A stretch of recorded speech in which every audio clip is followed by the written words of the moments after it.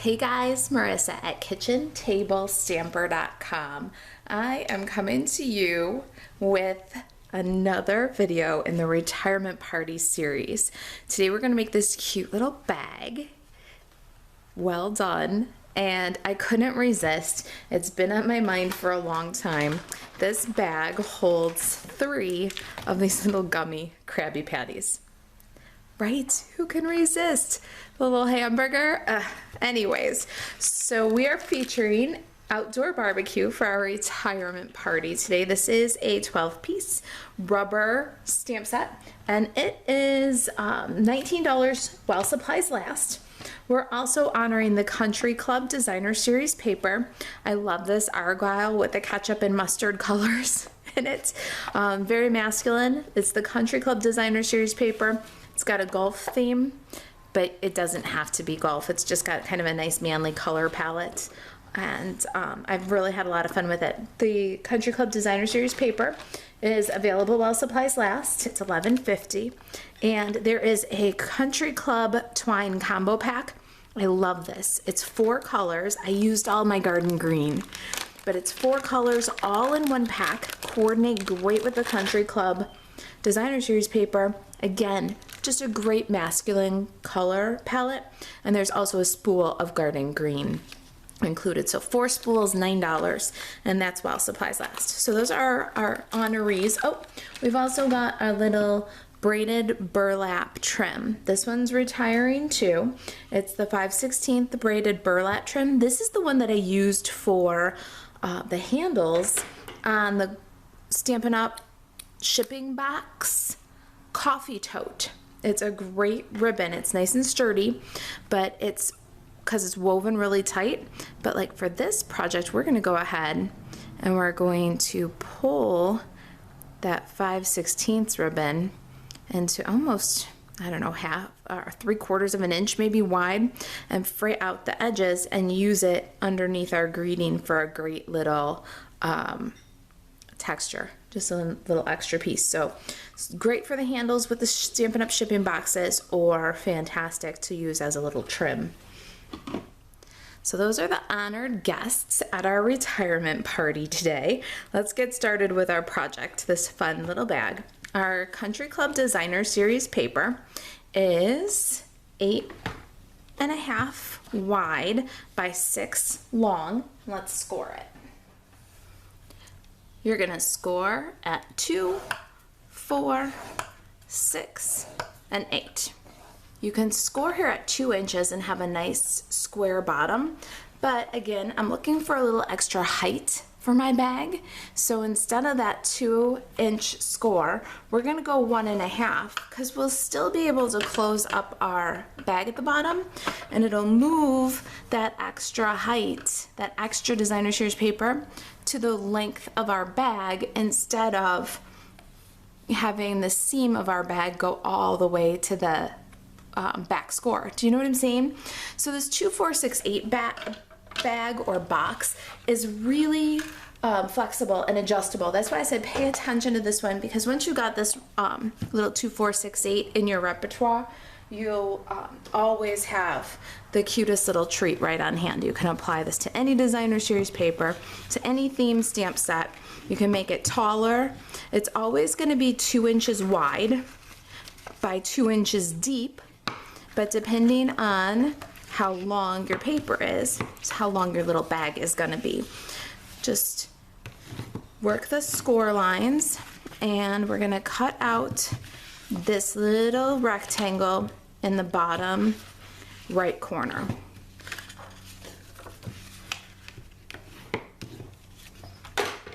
Got my paper snips. Go up and cut off the score line. Cut a little bevel, and then at the top of the glue tab, little angle. Then you'll cut out the score lines, making little darts, and liberate the tabs at the bottom of the bag. All right, tear and tape time. You ready? Tear and tape goes on the front side or outside, the pattern that you want to show on the long glue tab. And then on the front of the bag, you're gonna flip the bottom up and put your glue on the inside of the box, the paper that you don't want to show. We'll remove the liner from the long side first, and then fold in, not at the first score, but at the second. And then from the right hand side, you'll fold at the first score.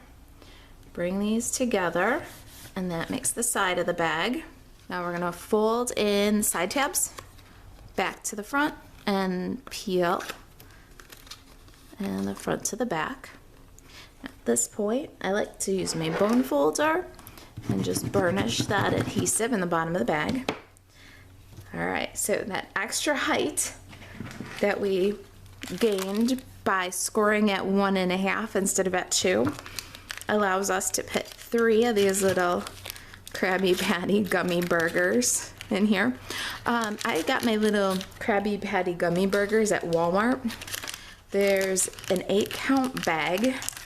It was kind of expensive, if I'm honest with you. I can't remember how much they were, but they were over $1 for 8 counts. I think like $1.44 for 8 of these.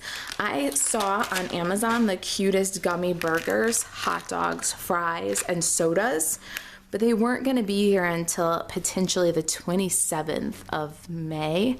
And with everything running so slow now in this pandemic, I didn't want to take a chance. So I bought these guys, but I'm going to link you to the ones I found on Amazon that I wish I had found earlier and bought earlier.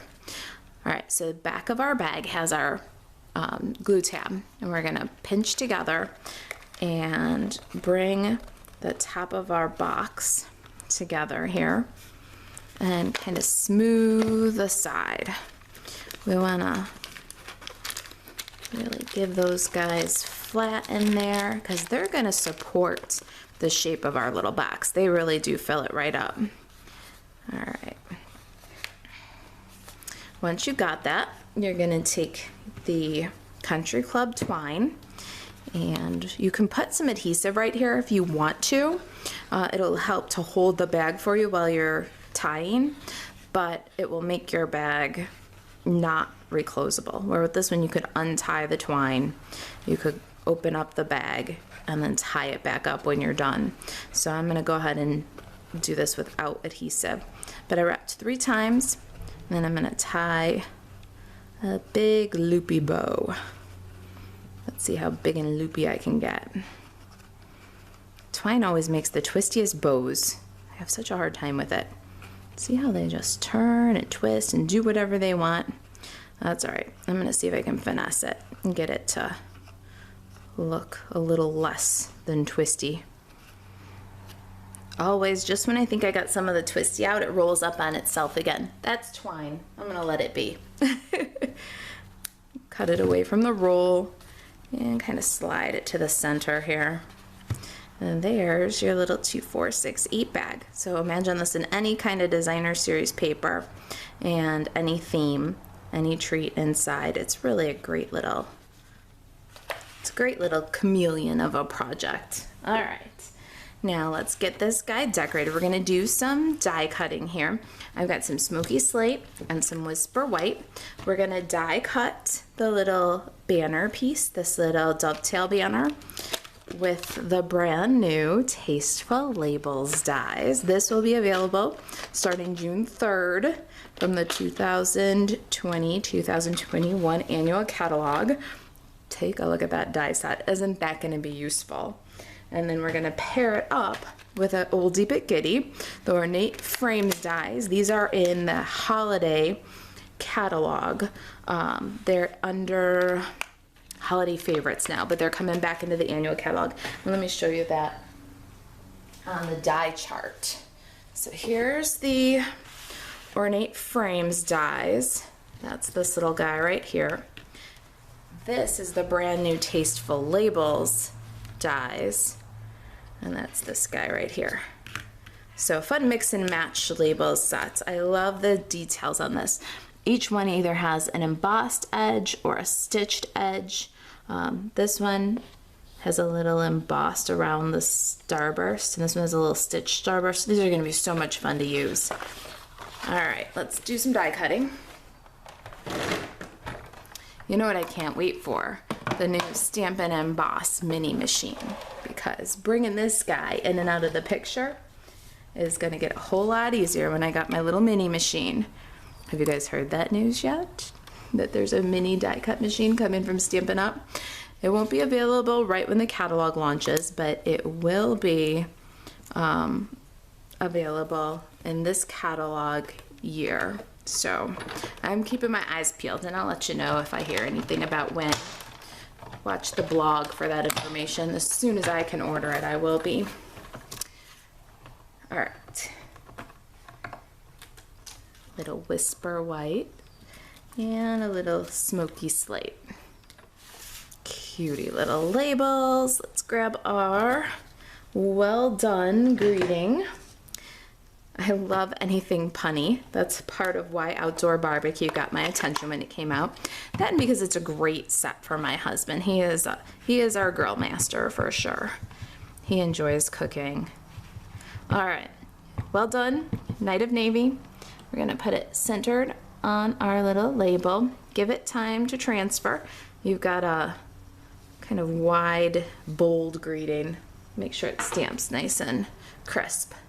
If you've ever got a greeting that's kind of bold like this and it's not quite as solid as you'd like, Stampin' Right markers to the rescue. Just kind of flick anywhere that it looks a little salt and pepper. Now you got a nice bold greeting. Next up, I'm going to stamp some scraps, and I'm really literally stamping some scraps. Another thing that I'm enjoying about this stamp set is I can just use up all these little pieces that I throw in the box to use later. These are the kind of pieces that never get used later. So today, as later is here, we need to stamp the little ketchup bottle, mustard bottle, the burger, and then the labels for the ketchup and mustard bottle. So, got Early Espresso and Crushed Curry and Poppy Parade. My ketchup and mustard palette just came right from the Country Club Designer Series paper. I like the Early Espresso for the burger. Then my patty is brown, but the thing about the Early Espresso is with the Stampin' Blends, it's not a non-reactive ink. So you want to stamp it, give it some time to dry, and then color it. So this is one that I stamped before the video. My little ketchup and mustard bottle. Let's start with our lightest. We're gonna go Crushed Curry. We're gonna stamp this dude. Now, at this point, you can say, awesome, I like my mustard bottle. Or you can stamp and make the little labels for your mustard bottle. Now, I'm a sick woman who loves to cut really detailed stuff. Cutting is relaxing for me. So I'm gonna stamp this in Poppy Parade, cleaning off in between. So I have a ketchup bottle, and then I'm gonna stamp it twice in Early Espresso and cut the labels. Now, how much detail you go into with your cutting and fussy cutting, that is completely up to you. It looks really adorable, just stamped. I like to add a little more detail, a little more contrast, as if something this small needs that much detail. But I said, I'm a sick woman. All right, so here's my Early Espresso bottle, and we're gonna use that just for the labels. We need 2 of those. It's very satisfying to use up those tiny little scraps of Whisper White. I'm gonna slide these guys for just a minute. Let's color this little burger. And I've got a lot of colors here, but all you do is swipe such a small area. It's easy to color. I want each of those layers to be represented well by their color. So we're gonna use a little crumb cake, light and dark on the bun. And then I'm gonna bring those 2 together. I found a little bit of light So Saffron, kind of gives our hamburger bun more of a golden brown, a little more realistic color. So I'll bring those 2 shades of brown together with light So Saffron. For my cheese, I've got Dark Daffodil Delight. I'll just swipe in for the cheese. See what I mean? We're already up to 4 colors, but it goes really fast. Then the pickles are at the top. I've got light old olive. And then, you know, pickles have a little rind. So I'm gonna go just a quick swipe over that same area with dark old olive. And then lettuce is underneath that. I've got light granny apple. And I'm gonna shadow just a little bit with dark granny apple. We got onions and tomatoes. So I've got some rich raspberry for the onion layer. Make it look like red onion. A little bit of light, a little bit of dark. And I'm literally just kind of dashing along. It's such a small space. Then I'll do the tomatoes with light poppy parade and then swipe along the edge to make the skin of the tomato with dark. Do a little fussy cutting. All right, let's do the labels. What I do for my little ketchup and mustard is I cut off both of these little labels, leaving a little edge of early espresso all the way around. It really is pretty much just 4 straight cuts. The top of the label has a slight curve. It's really easy, but it is small. You could also just color in your label a little bit with a different color if you wanted some contrast, if that's a little bit easier. But I like this layered look. And then I just dab in a little bit of multi-purpose liquid glue on the labels. Just a couple of dots. Once I've got those little dots, then I can just drop the label on and fussy cut the bottle. So there's our little ketchup. Slide it, make sure it's straight. And then around the neck of the bottle too. Just drop it right in the glue. So cute. I love the details. All right, now I'm gonna trim these out and I'll be right back and we'll put this little decoration together. Okay, so we've got ketchup, mustard, our burger, our label, well done greeting, and that fun piece of trim that we kind of stretched out. Here's our sample and our box to work on. I'm gonna take this fun little label and adhere it right to the box with some Stampin' Dimensionals. Then my trim, we're gonna support that with some dimensionals right behind so we can budge them right up against the label, and that'll support our trim. I'm gonna put 3. The adhesive is strong and it'll hold that trim. Then well done. I'm gonna put well done on with some glue dots.